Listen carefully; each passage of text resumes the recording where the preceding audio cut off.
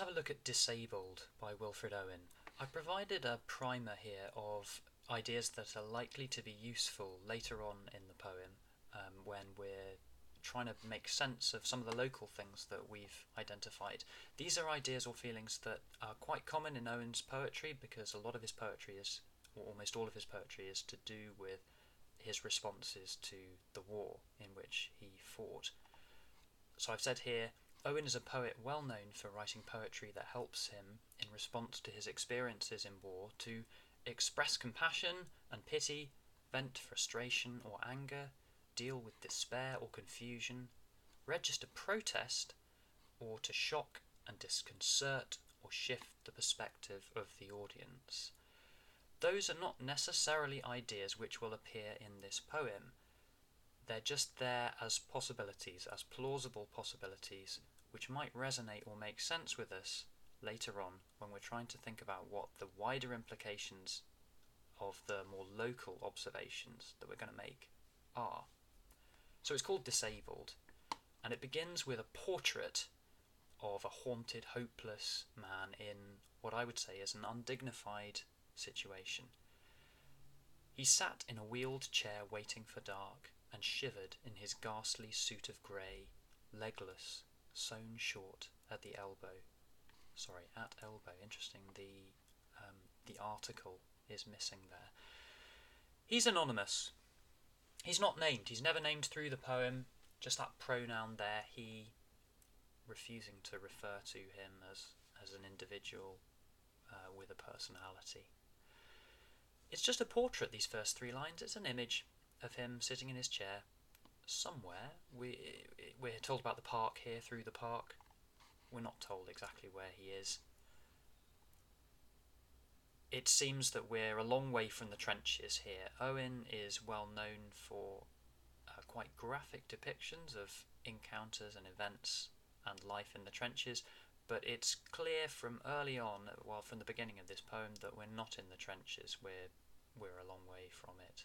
And we have that portrait there of a haunted man. I've said haunted because his suit of grey, his ghastly suit of grey, ghastly has connotations of ghostly, and he shivered as you might shiver if a poltergeist walked through you or something like that. So there's just a suggestion that he's haunted by this experience. Moving on. Through the park, voices of boys rang, saddening like a hymn. Voices don't ring. Bells ring, and the hymn simile here is a simile, also suggests echo along with ring to us. So there's a sense of distance and detachment in this auditory imagery we're given here. Voices ringing like a hymn, voices of play and pleasure after day, till gathering sleep had mothered them from him. Then there's a flashback, or impressions of the past, a retrospection as I put it there. About this time of year, it seems to mean, about this time, town used to swing so gay. Town as in, could mean London, it could just mean the metropolitan life that he was used to. Gay meaning joyful, upbeat, fun, in the traditional use of the word. About this time, town used to swing so gay, when glow lamps budded in the light blue trees, and girls glanced lovelier as the air grew dim. There's some quite dense imagery here. Glow lamps, that's not a thing. He means lamps, and he's hyphenated glow with lamps instead of the glow of the lamps. He's condensed it, he's compressed it, so it's a more powerful image. And this is what the memory does, of course. It does compress and condense images. So he's emphasising here, Owen, through his structuring and his compressing of this imagery here, is emphasising that this is a memory, possibly a nostalgic and souped up memory that isn't totally realistic, but nonetheless a very attractive imagery and a poignant, sad one for him, you would think, because of his current condition. Glow lamps budded, metaphor there, lamps don't bud, just as voices don't ring, lamps don't bud. Flowers bud, so flowers, spring, optimism, growth, new life. Glow lamps budded in the light blue trees. Surprising imagery there, light blue trees. We don't think of trees as light blue, we think of them as green if it's the springtime.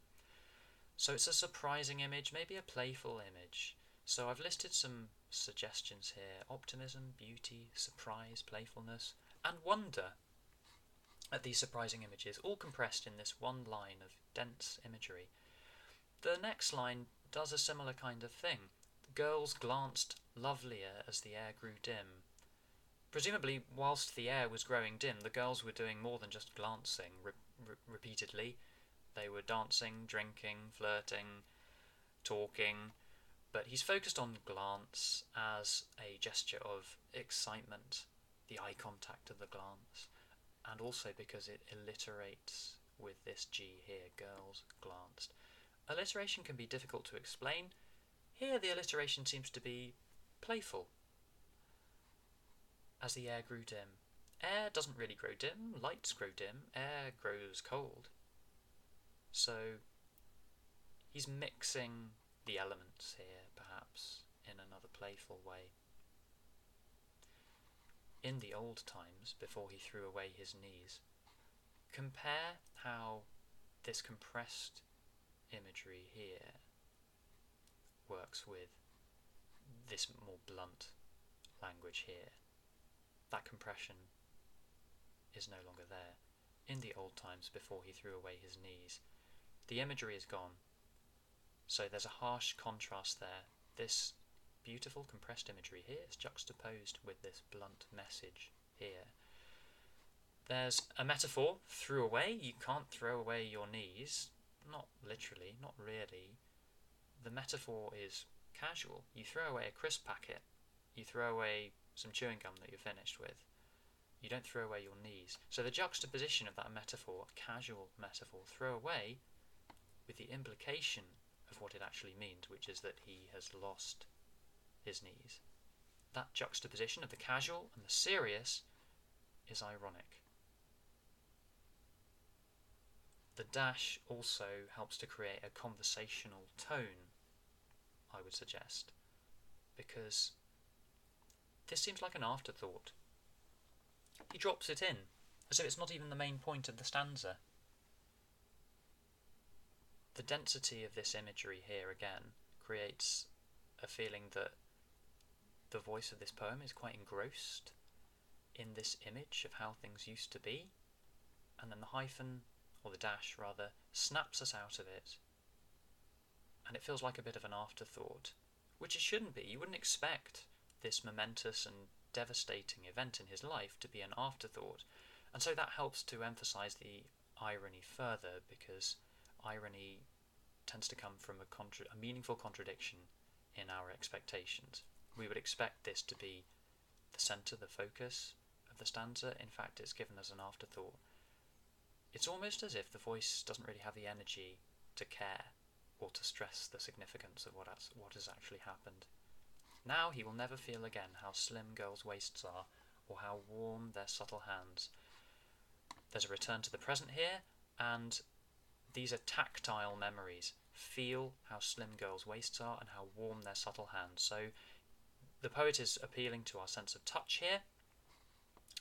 So these are tactile ideas, tactile meaning to do with touch. And they're juxtaposed with the reality. The memories of the tactile memories of sexual desire and excitement, slim girls' waists, warm and subtle hands, are juxtaposed, they're put next to what I've called the sterile and limited physical contact that he now receives. Those are my words, of course, sterile and limited. I'm getting that from touch and queer disease. You might want to think about that. Perhaps you can think of your own language to describe what this experience of physical contact is like for him. Moving on. We're back with a flashback in the next stanza. There was an artist silly for his face. The way I read this is it means silly as in he or she had lost all composure. She really fancied him. I think is the implication. Now, Owen was a homosexual, very probably, so I don't assume that this is a girl. It's left ambiguous. I don't think it matters too much. You can look at this how you like. There was an artist. I think that means an actual artist. A street artist, perhaps, when he was out on the town. An artist silly for his face, who lost all composure, who really took a liking to him. And why? Well, for it was younger than his youth last year. He had a youthful, boyish face. Now he is old. His back will never brace as in take weight. He's not old, of course, so that's ironic. This was very recent, this youth. But now he's old. He's lost his colour very far from here. It gets quite abstract at this point. I've written it becomes abstract now. Surprising, challenging imagery, which enhances... What does it enhance? Does it enhance the wastefulness of what he's done by participating in the war, his carelessness in signing up, his innocence or naivety in signing up to participate in the war? Let's see. He's lost his colour very far from here. Well, he hasn't actually lost his colour. The colour is a metaphor for something, for his youth, for his liveliness, for his ability, for his able-bodiedness, for his zest for life, perhaps. He's poured it down shell holes till the veins ran dry. Well, that's not possible. And half his lifetime lapsed in the hot race. Again, that isn't literally true. He might have years and years still to live. And leap of purple spurted from his thigh. Blood doesn't tend to be purple. And that's a surprising image of it leaping. Leaping suggests energy, joy, often. So this is surprising imagery. Purple often suggests royalty. It often has a Christian connotation because of the relationship in the Christian tradition between blood and wine. So the imagery here is surprisingly positive. How can I do better than positive? Regal, energetic, which contrasts ironically with the implications of waste and a bleak future that feature through the poem as a whole. There's something graphic and wasteful about poured it down shell holes till the veins ran dry. Those few lines probably require a bit of further attention from you. Let's move on though. One time, as in there was a time, there was a period in his life, one time he liked a blood smear down his leg, unlike now. So he liked a blood smear down his leg. Why was that? Well, after the matches carried shoulder high. It was after football. So this is another flashback, and it compares his attitude to a bit of blood then and now, as a way of explaining how it all happened. It would appear that he used to like the glory of carrying a bit of an injury as a sign perhaps of his commitment, of his wholeheartedness, of his manliness. And that of course contrasts with, I would imagine, his attitude to having his injury now. Moving on, it was after football. What was after football? We're about to be told. It was after football when he'd drunk a peg. He'd drunk a bit. He had a few pints.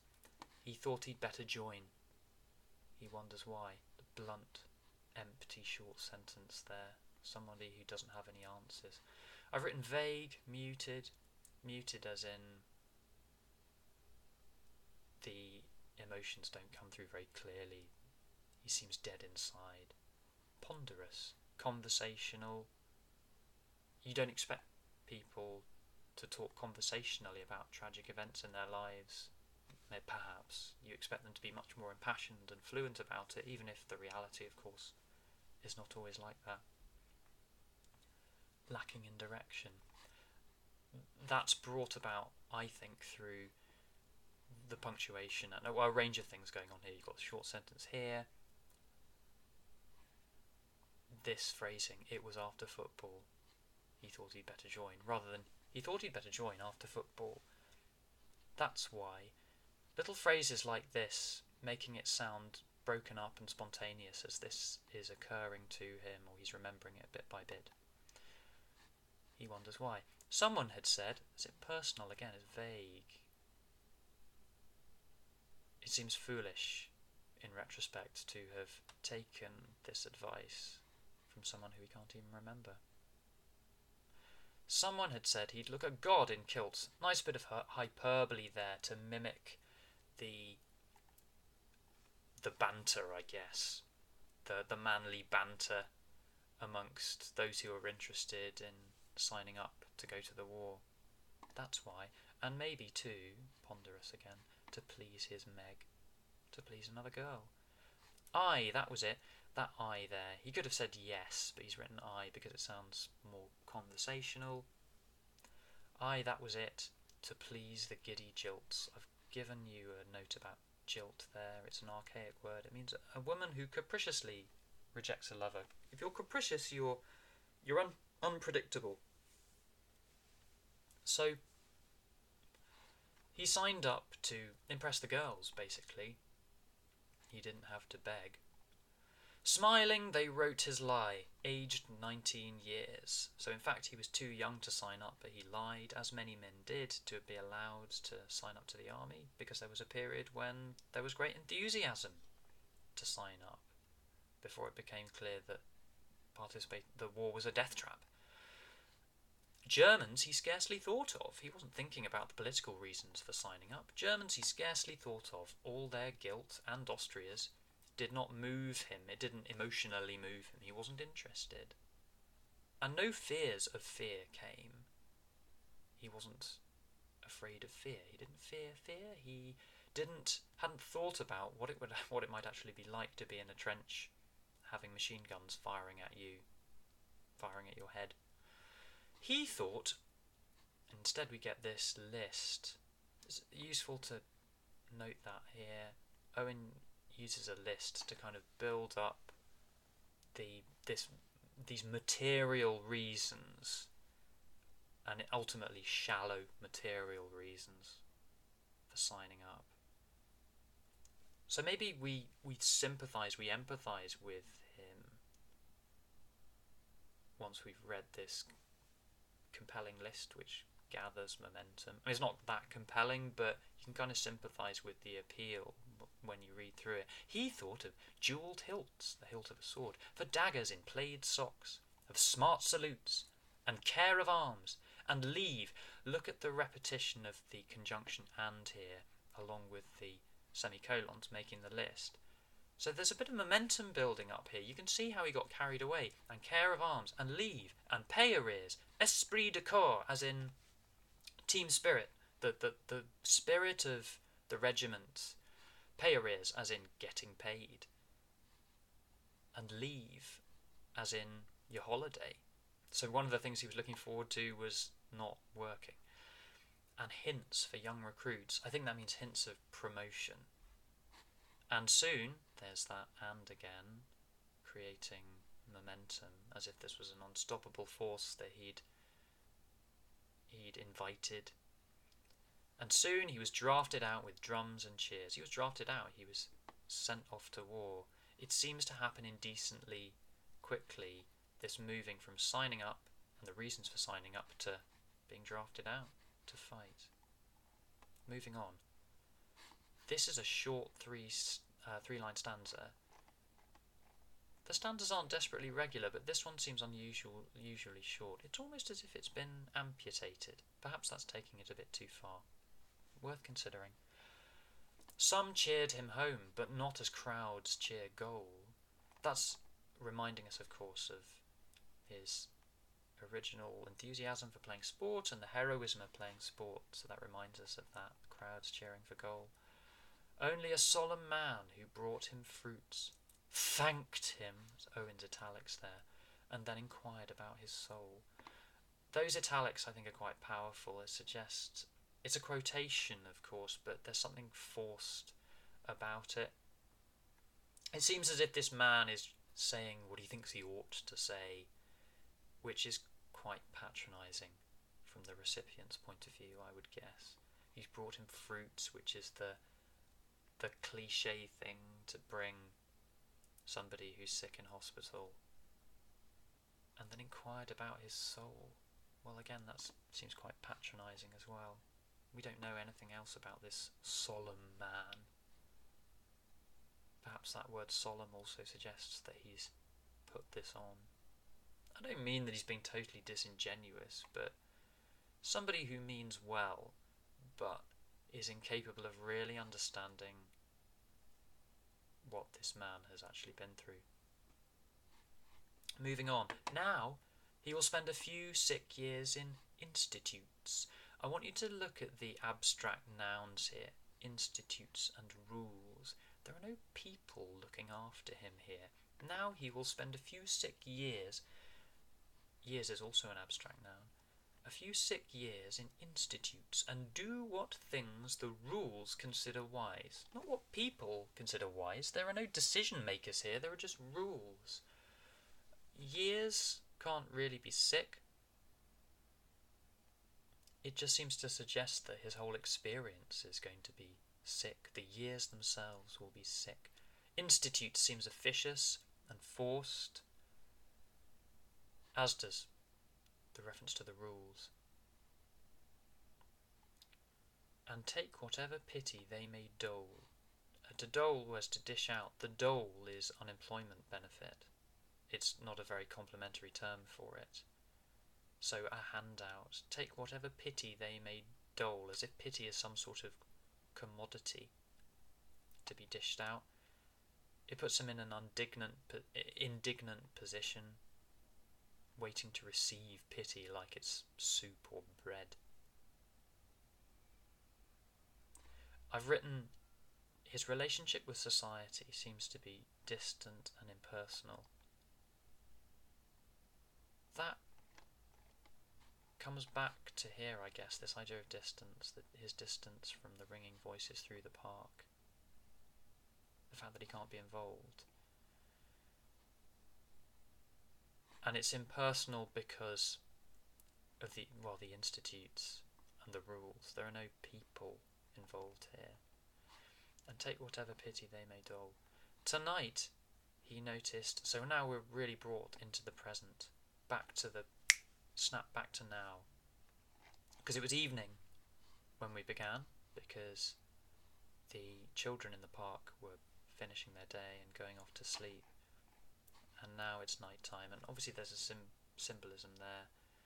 He's so young, and yet his life, it would appear, is all but over, even though he's still alive.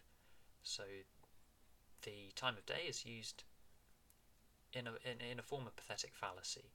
Pathetic fallacy, it's the end of the day, it's the end of his life, even though agonisingly he's still alive. Tonight he noticed how the women's eyes passed from him to the strong men that were whole. Notice the personification of the eyes here. Owen could have written, tonight he noticed how the women looked, instead of looking at him, they looked at the strong men that were whole. But he goes for the eyes. The women's eyes passed from him, as if the eyes have a life of their own. So it suggests an involuntariness in the way the women are looking. And that's natural, really. It's instinctive. We tend to look at things that we find attractive or interesting without thinking about it, without calculating it. So it just emphasises the hopelessness of his position. The women might mean well. They might intend to be sympathetic towards him. But their actions betray them. Their interest lies with the strong men that were whole. There's something very blunt about the simplicity of the language there, strong men. And referring to them as whole, which is really a metaphor, I guess, objectifies him. We don't tend to refer to people as whole or on the whole. That's a very unpleasant way of talking about people. It's talking about him as if he were a cheese or a cake or some sort of object. And then there's this exclamation, how cold and late it is. It's the first exclamation in the whole poem. It's the first real life, sign of any sort of fight or rebellion in the situation. All of this talk here is so conversational dead inside. We expect, rightly or wrongly, from an audience's point of view, we expect somebody in such a dramatic situation, or dramatic to us, a devastating situation, to think and to speak passionately about these events. But either the passion has lapsed, or he's just been too deadened and devastated by the experience of being in war to feel intense regret or burning dismay or despair. It's just not there. The only hint we have is this slightly desperate and weak exclamation here. How cold and late it is. Supported, of course, by this repeated question. Why don't they come and put him to bed? Why don't they come? So there's a little desperation there, but it's muted. Come back to that word, muted. Okay, that's it for Owen's Disabled.